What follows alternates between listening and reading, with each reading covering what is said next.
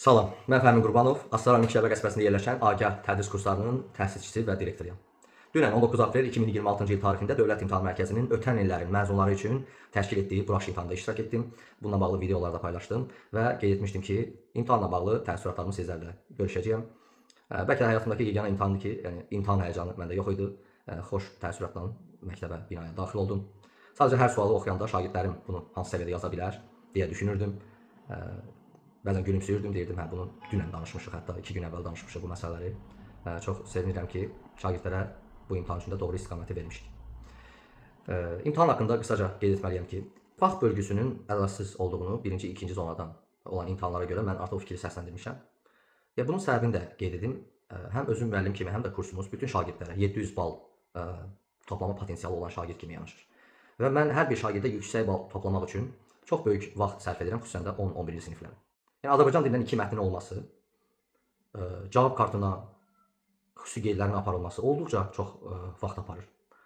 Hər halda bu il 300 bal toplayanların sayının az olması da bu dediklərimiz üçün yəni bir əsasdır. Hər burax imtahanda Dövlət İmtahan Mərkəzi səviyyəni bir qədər də artırır. Azərbaycanın hansı məktəbində belə dərs keçirilir? Mənə çox maraqlıdır.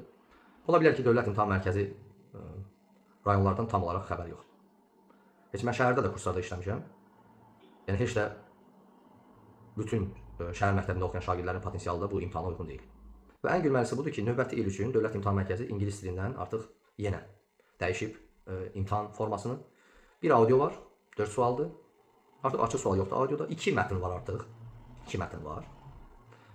Və 100 sözdən ibarət uşaq ingiliscə esse yazmalıdır. O essenin tərkibində də belə tələblər var. Hətta 2 fakt qeyd eləməlidir uşaq. Çox maraqlıdır. Bunu kim təklif edib? Bunu nəyə sən müəyyən ediblər?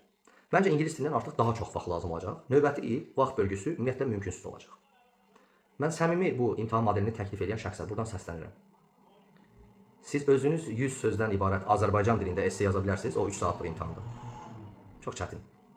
2 faktı uşaq hardan tapsın? Ta ki bilmədiyi bir məsələdir. Dərslikdən götürübsünüz, başa düşdüm.